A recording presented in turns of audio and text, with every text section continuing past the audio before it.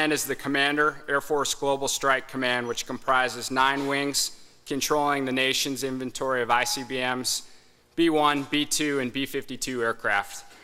General Rand is a 1979 graduate of the United States Air Force Academy. His previous commands include the 36th Fighter Squadron, the Weapons School, the 8th Fighter Wing, 56th Fighter Wing, 332nd Air Expeditionary Wing, 12th Air Force, and most recently, Air Education and Training Command. General Rand is a command pilot with more than 5,000 hours in the T-37, T-38, and F-16, including 470 combat hours. ACSC, please join me in welcoming the greatest fighter pilot in the Air Force. I paid him to say that. Not bad for my son-in-law. What do you think, huh? Thanks, Matt. I love you, man. Have a seat. He is. He's my son-in-law. He had to say that. He's also the father of my 3 precious grandbabies, so that's why I put up with him. How y'all doing? It's good to be with you. Thank you for letting me spend some time here. It's great to be back at AU. It really is. It's great to be around you. This is the best part of my time as a commander, to get away from the office and get out and about and rehack with our great airmen and our great Air Force, and the great job that our faculty and the instructors do here at AU. I'd like to congratulate each of you. I've met a few of the guys and gals, and I said, I haven't got over it yet completely. I wasn't deemed worthy to be selected for ACSC in my Air Force career, and so it still sticks in my craw, so I'm a little bitter with you all that. But it's great to see it. Big deal. This is a big deal. Well done to each of you. To our joint service brethren and sisters, thank you for what you do. To our international partners, you make this such a great experience for the rest of us.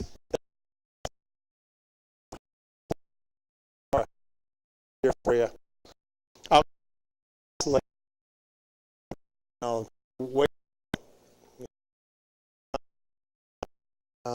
I know they keep you busy, but you got to leave here a little more recharged than when you showed up, okay?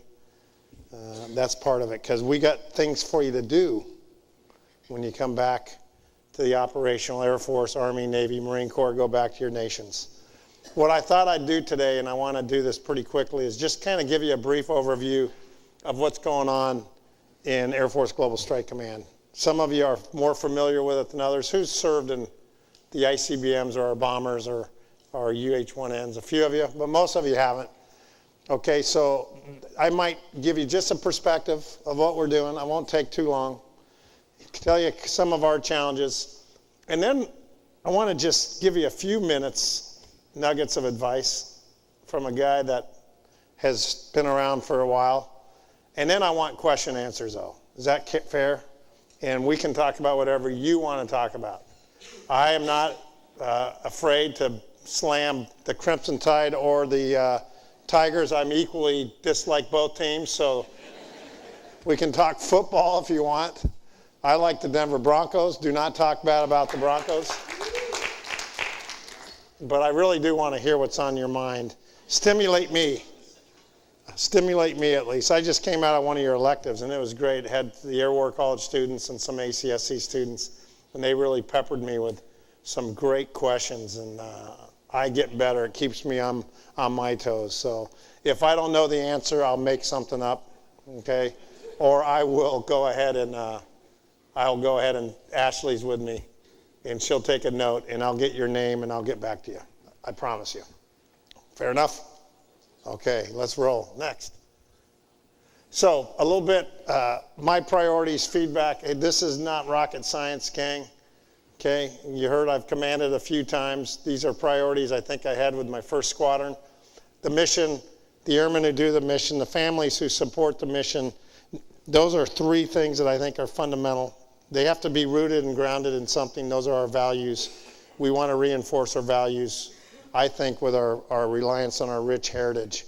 And it screams around here, this place screams heritage. Everywhere you walk, you sense it, you feel it. And it's so this is a rebluing for airmen. to come here. And so I'll just kind of give you an idea where we are, a little more centric on the mission piece, because I think that's what you're probably most interested in right now. Next. So we're busy, okay? You know that. You just came out of what's going on. We are particularly busy in Air Force Global Strike. These guys are keeping us hopping. Stuff that's happening over in the South and East China Sea, stuff in Iran, certainly what's going on in Eastern Europe and Russia, the proliferation there that we're seeing. No doubt, you know, Air Force Global Strike has been in the fight, will stay in the fight over in the CENTCOM AOR. And that madman there on the right, lower right, he's certainly keeping us hopping. Underground munition testing earlier this week has us going. So we're busy, but it's a good busy, okay? And it really speaks to why there is an Air Force Global Strike and what we bring. There's a lot of wolves out there. Next. So we're busy, but we're the sheepdogs, okay? And what I wanted to do is just show you kind of a little snippet of something that AETC and PACE helped put together. I asked them to do this, and you're going to be one of the first few folks who've seen this video. Let's roll it if you don't mind. It's called Our Nation's Shield. I think it's that slide, isn't it, Ash? Maybe there we go.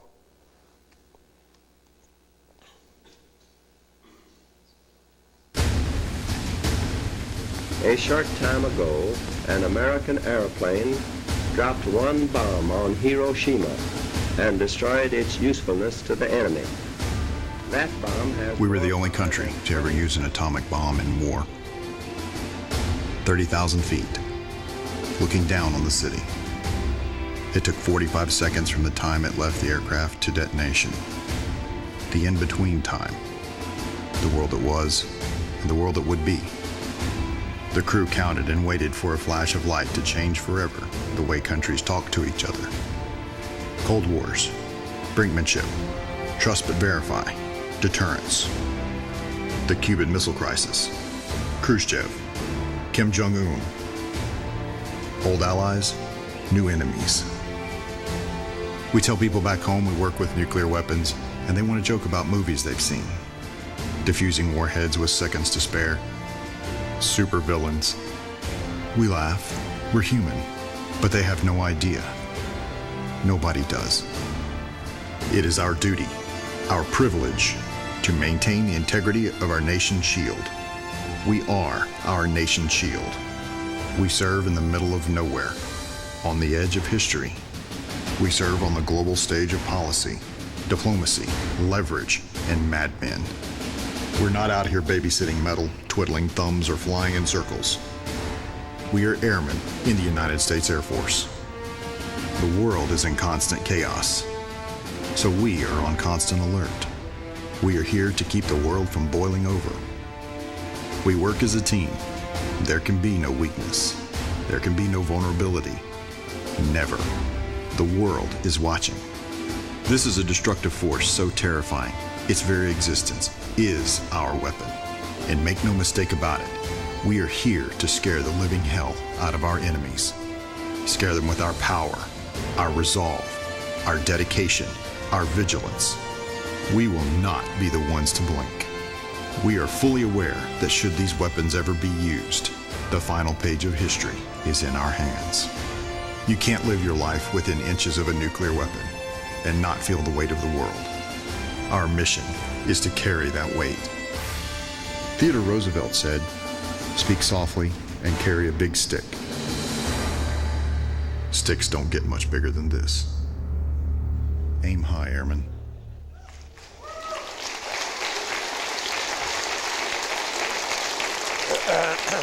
So to my Air Force Global Strikers, thank you. I don't think there was much embellishment in that video, to be honest with you.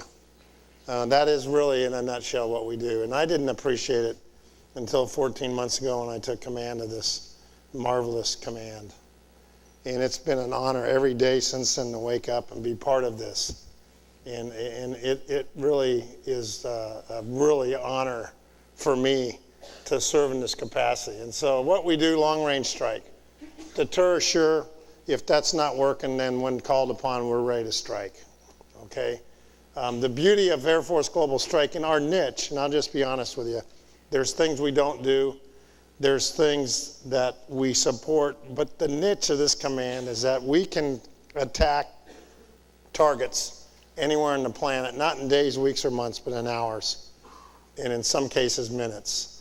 And that's our forte. That's why we exist. And that's a great capability to have for a nation, don't you think? Can we do it alone? Of course not. Okay, we need the support of a lot of folks, none more than AMC and our tanker brothers and sisters, when we do these long-range strikes, but it is a unique, awesome capability. So that in a nutshell is what we do. Next. Okay, where are we? If you don't know, here's some of the places. We're spread out.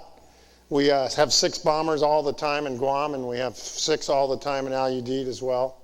And then we're spread across the CONUS. Okay, next.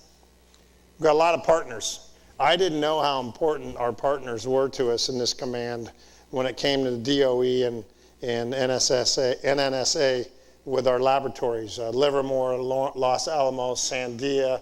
I didn't know how important our PDMs and our logistics centers were to this mission. And so I've been trying over the course of the last year to get out to as many of these places as I can.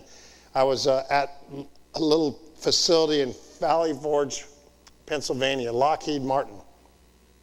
And about 30 of the folks there are committed to working on this little sensor that goes on the missile guidance of the Minuteman III.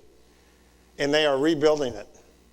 And it was phenomenal to me, you know, that these guys did that. And I went in there and I sat with them, and the consequences, if they didn't do their job, is that we wouldn't have this missile come out of the hole and guide the way it's supposed to. And they've been there in the plant for the last 30 years, doing various things. And not once has anyone told them, hey, thanks. You know how important you are. And they just didn't know. And I said, man, you know, you're pretty darn important, because if it wasn't for you, this wouldn't work. And if this didn't work, we wouldn't be deterring KJU like we are. And he wouldn't be sleeping with one eye open, and my grandchildren wouldn't be as safe as they are right now. And you got to draw that connection. So I'm real proud of our partners. If you ever get a chance, they don't wear the same uniforms we do. They don't even work for the same folks. But, you know, at the end of the day, they're still doing it for some of the exact reasons you and I do what we do. Next. So it's a global mission. It's cool. Again, we have permanent presence in places. And I say that now not flippantly. We haven't left Guam in 10 years. We haven't been out of Al-Udeid in 16 years. Okay? But we also have the ability to take off and recover, you know, from home place. And then we are on 24/7 alert, 365 for the last 59 years now in our missile fields in Nebraska, Colorado, Wyoming, Montana, and North Dakota. Okay? And so that's the global piece of it. We're supporting all the combatant commander war plans, okay, as well as day-to-day activities, as I said, the alert posture, bomber assurance and deterrence missions, continuous bomber presence, power projection missions. So very busy globally. It's not uncommon for us to get a request, hey, can we get 2 B-2s or a couple B-1s or B-52s? Could you take off in 24 hours, come over here and fly into the AOR and go to Pilsong Range in South Korea and let a inert weapon go and then fly back home? Yeah, we'll do that. Okay, and that happens frequently, so very proud of that. Next, a little bit of how we deter, assure, strike. Those are the big things we do it with. We have the NC3, 3 components, if you will. We've got 2 legs of the triad. Obviously, the ICBMs. We have the bomber leg, and we also have now the nuclear command and control communications. And that's a weapon system, believe it or not. The Chief of Staff deemed that to happen about a year ago and said, Global Strike Command, you got it. The challenge with that is that's a weapon system that's made of 107 different systems.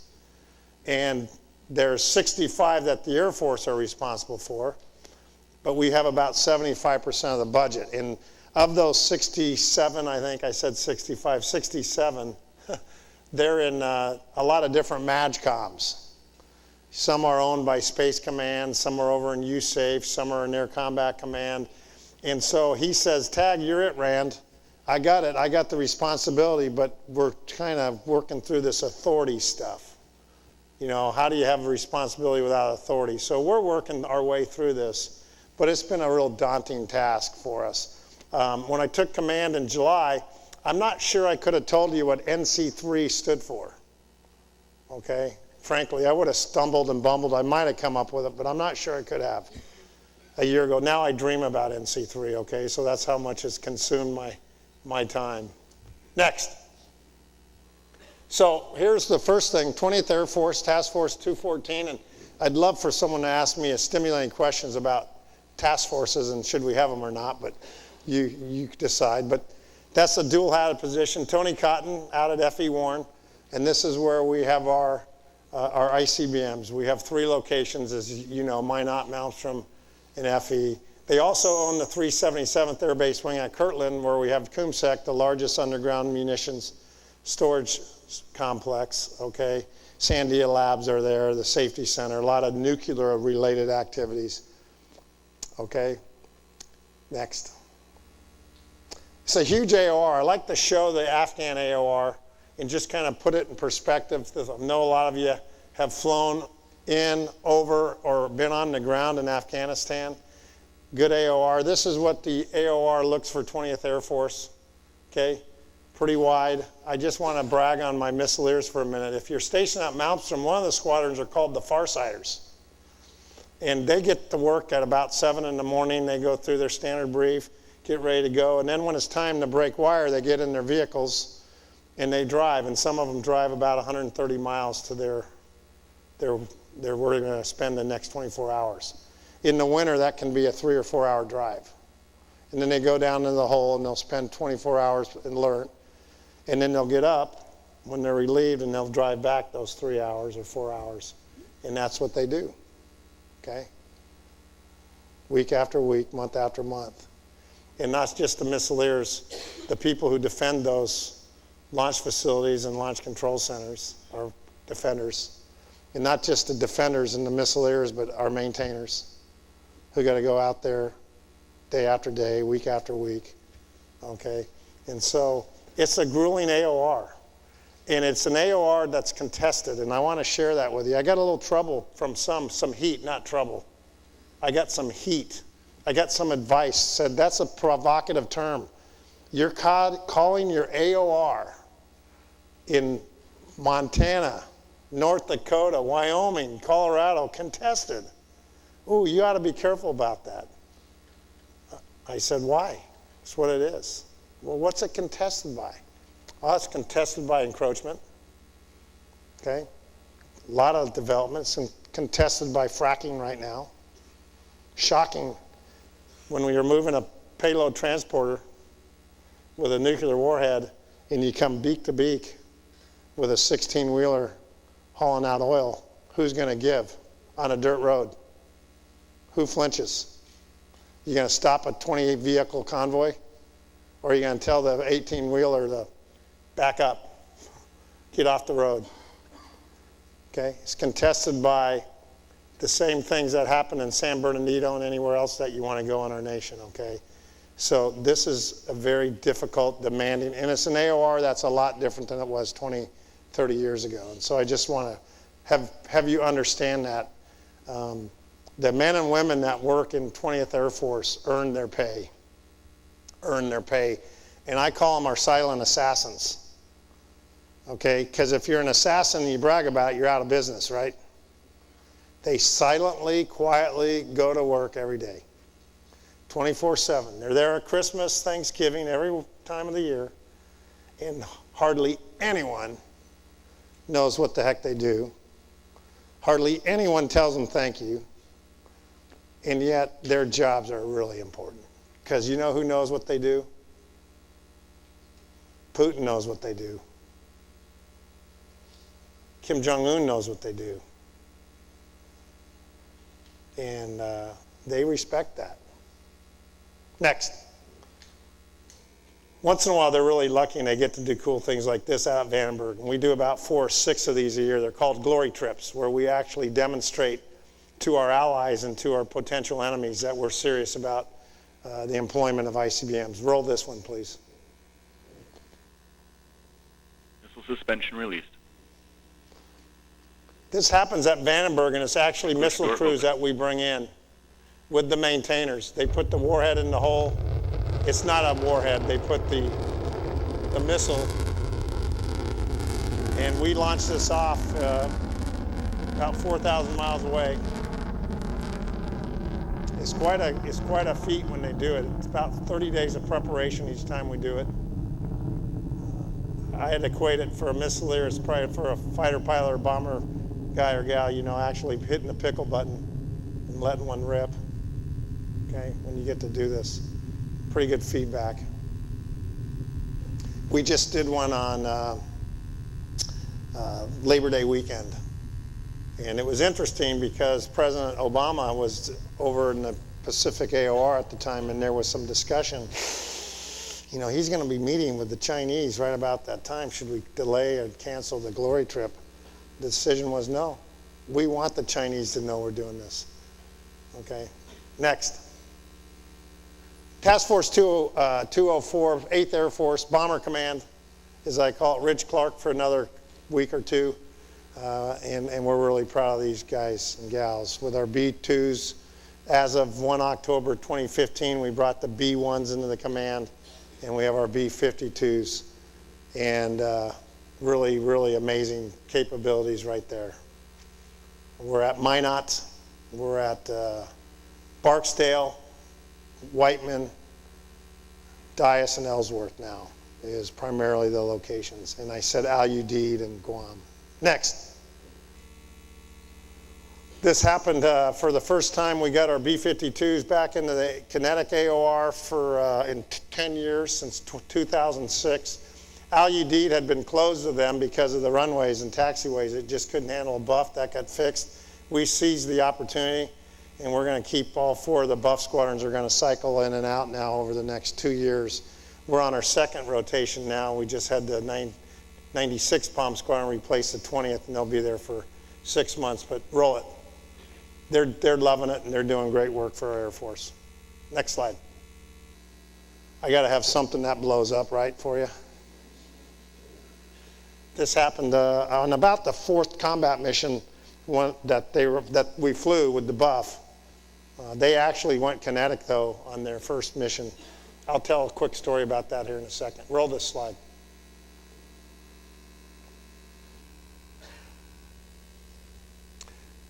Think about what we were doing in 1943 in B-17s, and look at what we're doing in 2016.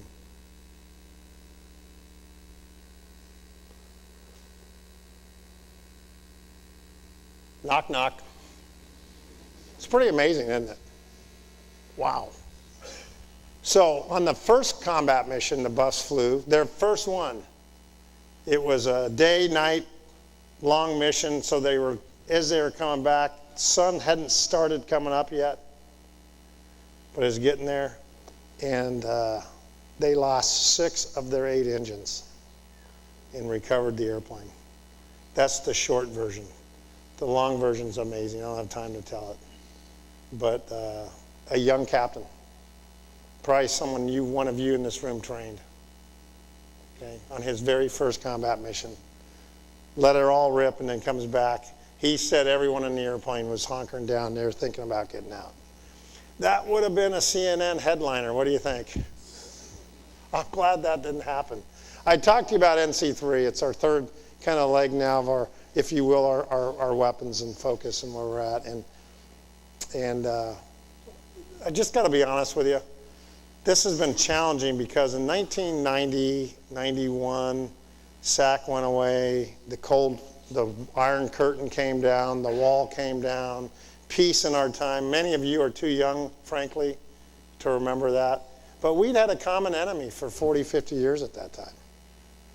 Okay, and that enemy went away, we thought. And we became vodka drinking buddies with each other. Not so fast, right? But what happened, many of the things that happened, is we allowed the nuclear enterprise to atrophy. And one of the big results of that was this sucker, this NC3.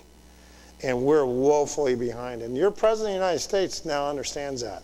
And he's very concerned about his ability on our nation's worst day about being able to communicate with allies, partners, and potential adversaries should we have to do that.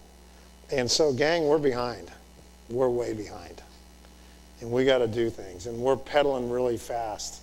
And this isn't just an Air Force thing. This is for across the department, across the interagency, everything, when it comes to national command and control. And I just think we have the preponderance of it. So we're pedaling maybe a little faster. Getting a lot of help from Secretary Carter and Deputy Secretary Work, to be honest with you. Okay, where I'm briefing him frequently on the status. A lot of help from Stratcom and Admiral Haney on this. So it keeps us busy. And we're not where we want to be, but we're better than we were. At least we have now know what the 107 systems are. We know what the status of each one is. We need to know if we need to sustain them. If they're obsolete, replace them. None of this comes without a hefty price tag. So that's one of our challenges. Next. So here's just quickly a couple of things we've done. We're really excited about the B-21, obviously. We're excited about the fact that we're getting after NC3 again. The command went from a 3 to a 4-star. We brought the B-1s in. We're getting NAOC, actually the NAOC mission. We're standing up a group at Offutt called the 595th, where we're going to consolidate some other squadrons and make it part of Air Force Global Strike versus residing in ACC. So plenty of things, and I talked to you about most of them already. Next. Here's my big challenge, is just like everywhere. Modernization, okay. Modernization. I love that Buff. It's a phenomenal airplane. It's got great bones. I cannot imagine anyone thought that we'd still be flying 1960 tail models, okay, here in 2016. But if that's not enough, I don't think anyone could imagine we'd be flying the Buff in 2040 either, and we will be. We'll be flying it to 2050. I don't put an end on that. I don't know how long it'll go, but I know it's going to be around 30 or 40 more years as a minimum, is my prediction. But I can go across the entire landscape with you. A lot of 70s, 60s, 70s, 80s technology, not unique to Air Force Global Strike, but certainly is the challenge that you will face. This is your generation's challenge, is how do we continue to remain effective and efficient and modernize in a somewhat constraint fiscal environment. Next. Quickly, we're proud of our airmen. Okay, they're a big priority. I'm not going to spend much time. I want to go to question and answers. But it ain't the equipment. It's not the B-21. It's not the ICBMs. It's the men and women who operate them. We're no different than anywhere. We got great airmen, motivated airmen. The challenge that we sometimes face in Air Force Global Strike Command is some of them have a hard time finding themselves in the mission. Why do what I do doesn't matter. It's easy for the crew chiefs over in Al Udeid who launched that B-52 with bombs on it, and the plane came back what? Empty. They know how they fit in. How do I get that maintainer when it's 30 below in Minot in the frozen fields of North Dakota to be connected to the mission? If you got ideas, I'm all ears, okay? But this is important to us and what they do, and so I'm really proud of them, and for the most part, they're incredibly motivated with very little fanfare. Next. Yeah. So Matt, again, those are my two grandsons. Handsome like their dad, huh? They're older. That picture was taken a while ago. That's Luke and Eli. Eli's 12.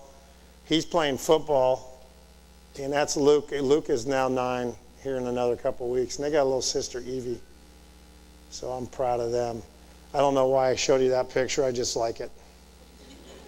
It was taken when I was 12th Air Force at Tucson at 5 o'clock in the afternoon. You could know why, what was happening, right? I'm proud of Matt. I'm proud of my daughter, Brooke. And I pick on them because it's my way of telling all of you thank you. Because it really is our families. You know, what I've seen Matt do the last 14 years of his career now, 13 years, is incredible. I mean, he's been deployed 7 of those years. He's served his country with distinction. He's done everything we've asked him to do. And you know what? My daughter's been raising those 3 kids. And that's what you all do. And so I want you to know, not as a 4-star general, I want you to know as a grateful American that I appreciate it. Okay? And so in our command, we want to do what we can to make sure that we're not forgetting our families. I think there are 4 things, and I want to tell you this because you're going to leave here as commanders, many of you. 4 things that matter to families a lot. 1, where they live. 2, where their children go to school. 3, what kind of medical care do they get? And 4, what's the overall quality of their life like? They value that. And we are struggling as an institution to preserve what for many, many years we took for granted that we would always have in those 4 areas, huh? And so I'm committed with all the commanders in Air Force Global Strike and all the senior NCOs to get after, because we recruit airmen, but we retain families. And we can't lose you. We don't have enough of you as it is. We're as small as we've ever been, half the size when I came in. 700,000 in 1979, active duty. Today we're 317. Okay? And so you matter, because if we don't do the right things, next, we'll lose you. Okay? I'm not just silly. You have options. And the airmen that you're going to lead, and the soldiers, sailors, and Marines you're going to lead, have options. Huh. So this is a big part of your journey. We've asked you to be tactical experts for the last 10, 12 years. We still need that, but we need you to be more than that now. We need you to be leaders. We need to figure out the hard stuff. The heart stuff, too. Stuff for the soul. Okay? We're in a profession. We're not in jobs. This isn't a job, it's a calling. And we got to keep our people in the fight. And that's what your challenge is going to be. And that's why you're here, frankly. Okay? And so this is important. Next. Do it better than I've done it. Okay? But it's got to be rooted and grounded in something, and you're going to get a lot of this year. But this is important. I'm not going to hide from it. We know that global strike stubbed its toe. Okay? It was not a one-time event. It happened over decades, and we're digging our way out of that. And we're working our way through it. And it's just dirt and spit and old-fashioned leadership. Okay? And you get back to the basics. And what are the basics? Teaching, coaching, mentoring who we are, the profession of arms. Integrity first. Service before self. Excellence in all we do. Those are attitudes. They're not always achievable, are they? But that's what we strive for. And we're putting a lot of time and effort. We stood up an A9 directorate to totally concentrate on the profession of arms, our core values, our character development for this command. And we've done a lot of things. We're going to continue to do those, okay, because the nation deserves that. Next. She deserves that. Senior Master Sergeant Tess Fontaine deserves that, because she's given us some amazing sons and daughters that their moms and dads invested and trusted them to us. Okay, and she did a dang good job getting them ready and through BMT and into tech training, and then they come to us. And that's why we got to do our job. Okay, next. And we want to rely on our great heritage to do that. You know, airmen, those of you who have Marines in your seminars, you should be eternally grateful. And you should pick their brain. And you should tap into where their roots are from. Those of you who have soldiers and sailors, shipmates in your seminars, take a page out of their book and learn from them, because this is not a strength of the United States Air Force, and it should be. We have a heritage. It's a proud heritage. It was forged blood, sweat, and tears. 52,000 airmen died over the skies of Europe and the Pacific building our heritage. Okay? 28,000 of them were in 8th Air Force. So it's particularly personal to us in Air Force Global Strike Command, because 8th Air Force is one of our NAFs. I spent too much of my career in your shoes when I was at your age, when I was doing what you're doing, telling people what they shouldn't do. I should have spent more time when I was in your shoes telling people what they should do.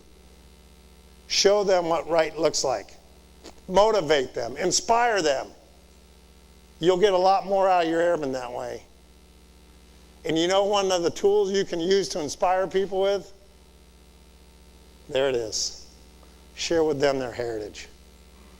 Share with them that they came and are standing on the shoulders of some amazing people. Giants. Okay? Giants. People who have forged the way for us. Okay? And then bring it up to date. And how does that affect us today? How does that apply today? And it does. And we are not as good as we should be. I just believe that in my heart, but we're getting better. We're getting better. You know, when I was in my former job, I found out, sadly, that every year we had an ACSC and every year we have an A War College class, and that we never go to a place that's about a 30-minute drive from here. Does any of you know what that place is I'm referring to? Yeah. I know at Carlisle Barracks, there's no way you'd spend a year at the Army War College and not go where? To Gettysburg. I don't know if that's changed or not, but I suggested to General Quast that maybe we should consider taking our airmen to Tuskegee Airfield. I cannot imagine what our Air Force would be like today if it wasn't for the Tuskegee Airmen. And if you aren't inspired by them, you ain't got a heartbeat. Okay? We could go on and on. I could spend the rest of the morning talking about this. But do me a favor. This year is about building you into better leaders. And part of that has to be a greater sense and appreciation, not for your history, but for your heritage. History will make you smarter. Heritage will make you prouder. Okay? You got to know your history, because we'll got to learn our lessons. But out of the trash heaps, out of the ashes, no matter where we were, no matter how low we had sunk, out of the ashes, we've always had ordinary people rise and do extraordinary things. Okay? And we got to tap into that. Will you do that this year for me? All right, next. Still going strong, gang. We got it. Anyone know who that is? Dick Cole. Who knows how old Dick Cole is? September 7th, he turned 101. Is that amazing? He's the last surviving Raider. The last. And that is a glass of Hennessy in his hand, by the way. And he did consume it. Dick Cole still lives by himself. He still drives an F-150. I'd note him to airmen, get off the road when he's on the... I'm going to get to see Dick Cole next Monday. I saw him a few weeks ago, and I said, "How you doing, sir?" He goes, I'm doing good. I go, no, how are you feeling? He goes, oh, here's my philosophy. If I wake up, I get up.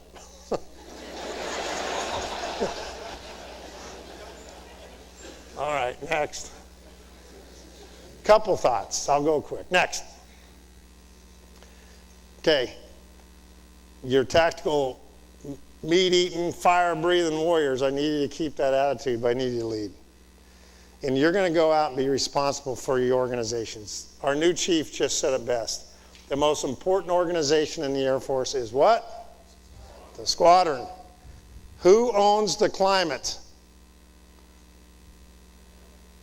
The commander owns the climate. You got to own that. When you leave here, you got to own it. And you got to make sure that you foster an environment that upholds dignity and respect. Do that, and you're going to hit it on all cylinders. And where that's not happening, fix it. Fix it. It's not rocket science, gang. Fix it. On the spot. Not 6 months later, fix it. And own it. You do that part, we're on to something. Okay? We treat people with dignity and respect. We're going to start seeing a reduction in all those difficult, challenging areas that beleaguer us. Okay? You own that. That's what this year is about. Learn that. Get those tools. Arm yourself. Put arrows in your quiver. When you leave here, you're ready to go tackle this. Okay? Next. You got to own it. If you have dignity and respect, you got to maintain, you got to enforce our standards. It's going to be personal to you now. When people fail to meet standards, bad things happen. People die. Expensive equipment gets destroyed, and it's on your shoulders. And you're the one writing the letter home. And you're the one calling the mom, the spouse, the dad, the brother. It's on you now. It wasn't before. It is now when you leave here. And you know how you can prevent some of those things from happening? Fewer phone calls, fewer accidents, fewer tragedies, is that we have a climate of dignity and respect, and we maintain and we enforce standards. And we aren't compromising about those. Next. Next slide.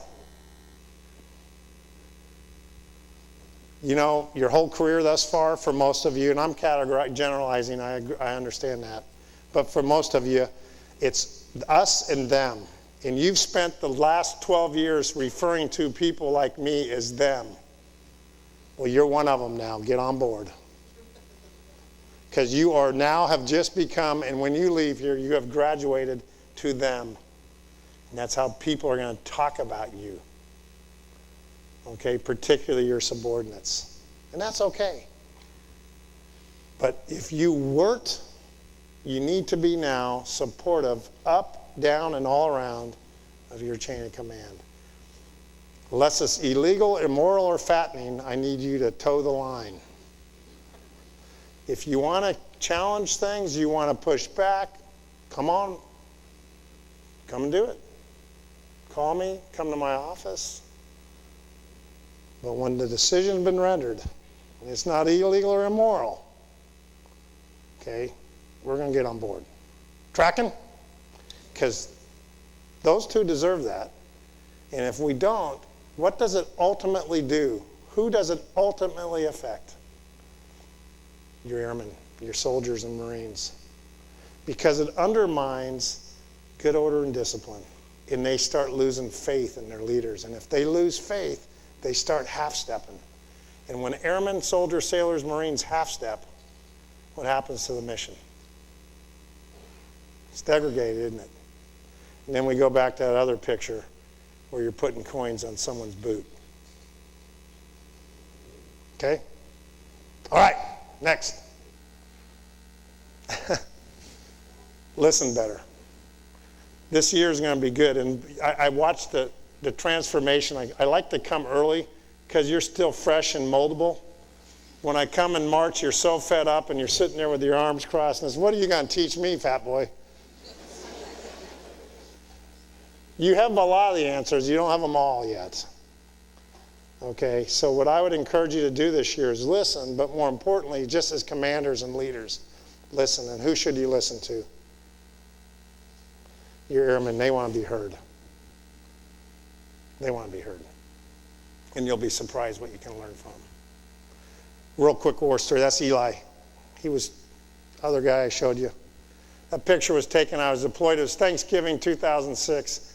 I was in Iraq. He was at Dover, Magnolia, Delaware, with my son-in-law, my wife, my daughter, and my son. All the people that mattered the world to me were there. Got back to my hooch at about 11:30 at night after a long day. Long day. I'm going to call, and believe it or not, I got through in the first attempt. I had a phone in my hooch. Get my wife on the phone. I go, hey, honey, happy Thanksgiving. She goes, hi, honey. Eli wants to say something to you. He was just turned 2. Could talk up a storm. And I go, hi, Eli. He goes, hi, Baba. That's what he calls me. I go, I love you. He goes, I love you too, Baba. I go, happy Thanksgiving, Eli. He goes, happy Thanksgiving. Click. And he hung up. And I didn't get to talk to anyone else. And I tried and I couldn't get through. Eli needed to learn to listen better. He was 2 years old. What's our excuse? Okay, next. Now, okay, this is the last one. I'm pretty sure this is my get off the stage. I just came from Albuquerque where we graduated our first SANS class. It's an IDE accredited now master's degree, great program. But we worked them too hard. And I could see it in their eyes. This year is about balancing your profession and your personal and family time. But your career is that way. And the lesson that I've learned, and the mistakes I've made, there are no do-overs in life. But if I could have a do-over, I would have done a better job the last 37 years of balancing my profession with my personal life. So I encourage you to pick the brains of some of the more senior-looking people and get their advice on how to do that, okay? Because many of them have learned the same lesson that I did. And we're all better if we learn it earlier, because you're better leaders if your life is balanced. Okay, next. Lead well. Okay, that's my last one. We're counting on you. Okay, I'm excited. I really am, because I know that we have great men and women that are going to do it. But we need you now as much as we ever have. Okay? Crazy times, huh? So lead well. Your turn. Next. Got a few minutes. Fire away. Ask me a couple hard ones.